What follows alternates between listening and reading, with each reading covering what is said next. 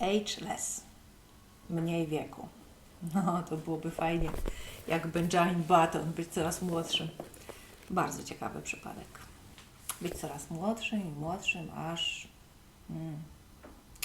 Tak serio, książka Ageless, Sharata Joyce'a, czyli Tajemnice joginów, jak żyć długo i zdrowo.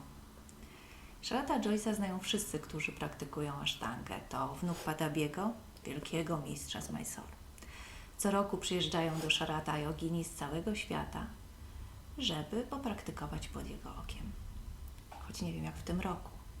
Jak to będzie w tym roku, panie Korona? Sharat pisze trochę o swoim życiu, o dziadku, babci, o tym, jak wkraczał w świat jogi.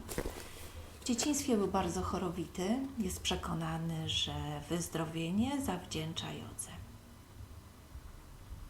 Sharat razem z pisarką z Delhi, Ishą Singh Soni, zebrali wszystkie zasady jogicznego życia, które mają służyć naszemu zdrowiu, dobrostanowi.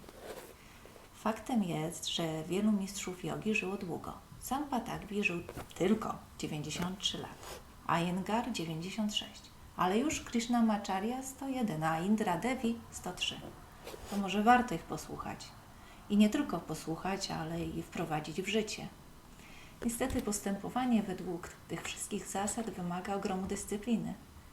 Kto się na to pisze? Ja się piszę, ale najpierw przeczytajmy. Zasady te dotyczą jedzenia, rutyny dnia, codziennego życia, podejścia do różnych spraw w naszym życiu. Jak czytamy o błękitnych strefach, czyli tych rejonach świata, gdzie najwięcej jest stulatków, można powiedzieć, że w uproszczeniu te zasady się pokrywają, czyli jedzenie niedużo, nie paskudnie, ruch, radość życia, wsparcie, przyjaźń. No więc jedzenie. Jedz niedużo. Jedz prosto, czyli tradycyjnie, lokalnie, sezonowo i z niewielką ilością składników. Szkoda będzie tego awokado. Jedz rękami. W naszej tradycji to nie jest przyjęte i te wszystkie biedne dzieci, które dostają po łapach za grzebanie w talerzu, mogą mieć poczucie krzywdy. W Indiach powszechnie się je rękami. I to nie kanapki, które tam nie są przyjęte, ale ryż z sosem. Widziałam też w Kerali, że ludzie nalewają sobie mleko na rękę i tak piją. Potrawa, z którą ręka miała kontakt, nabiera życia, energii. Jak byłam ostatnio w Indiach, nie dostałam sztućców, jadłam rękami, to trwało 2 tygodnie. Po 2 tygodniach wzięłam do ręki łyżkę, zaczęłam jeść i jedzenie było jakieś takie nieprawdziwe, płaskie. Oczywiście, że teraz jem sztućcami, ale to było doświadczenie bardzo ważne. Dowiedziałam się z niego wiele. I pomyślałam też, że nie dziwię się, że w Indiach ludzie nie zmieniają swoich przyzwyczajeń. Jedz satwicznie. W Ajurwedzie są 3 guny: sattva, rajas i tamas.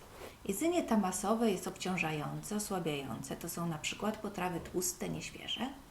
Jedzenie rajasowe jest pobudzające, ale też i podrażniające. To są na przykład potrawy ostre. Jedzenie satwiczne przynosi spokój, łagodność. To są potrawy świeże i lekkie. Więc co jeść? To, co rośnie nad ziemią. Wychodzi, że marchewka nie jest satwiczna. Chodzi o to, żeby w pokarmie była zawarta energia słońca. Dalej, ryż, mleko. Krishnamacharya i Pattabhi Joyce pili po 2 szklanki dziennie. Ghee.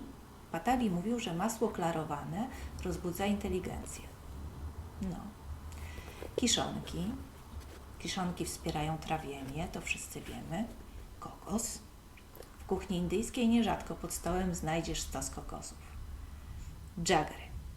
Dżagery to nierafinowany cukier palmowy. W Ajurwedzie nie unika się smaku słodkiego, a pierwsza potrawa, jaką zjadł Buddha po 6 latach medytacji, był payasam, deser z mleka i dżagery.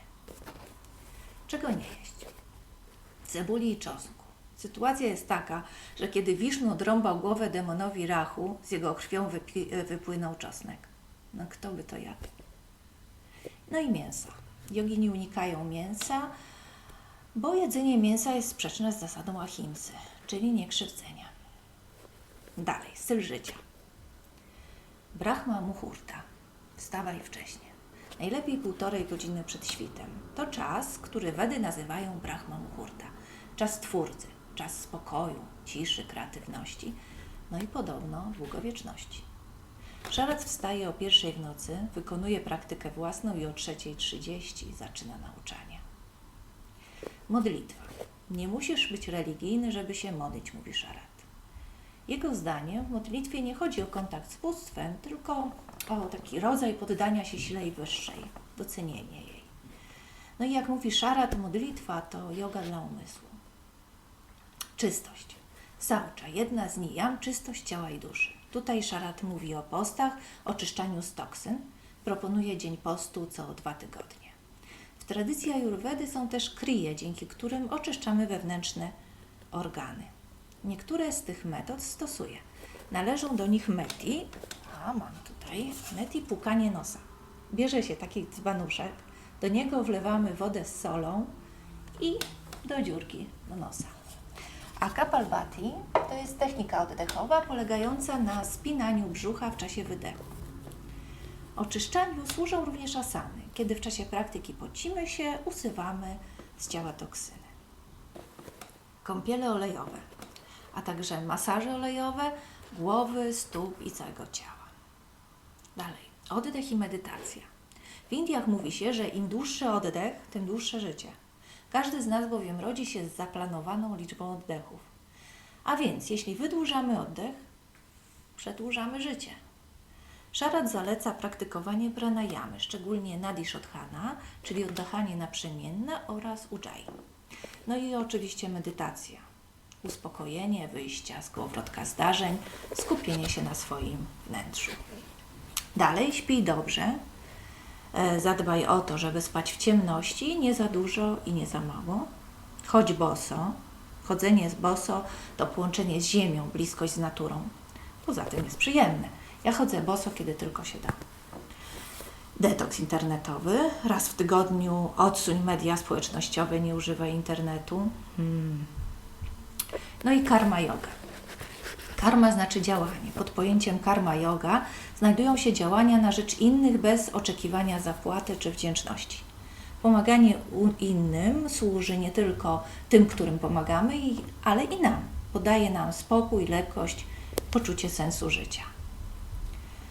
No i asany. Doszliśmy do asan. Asany mają wpływ nie tylko na nasze mięśnie, ale i na organy wewnętrzne, na przepływ energii w naszym ciele. Po prostu uzdrawiają. Dla długości życia ma znaczenie nie tylko fizyczność czy odpowiednie jedzenie i ćwiczenia, ale też emocjonalność, życie duchowe. Te wszystkie elementy, o których mówi Sharath Joyce, mają wpływ na naszą codzienność. Po prostu czujemy się lepiej teraz. A jak teraz, to i później. Więcej o tej książce i innych książkach na temat jogi na blogu Yoga na stronie. Zapraszam.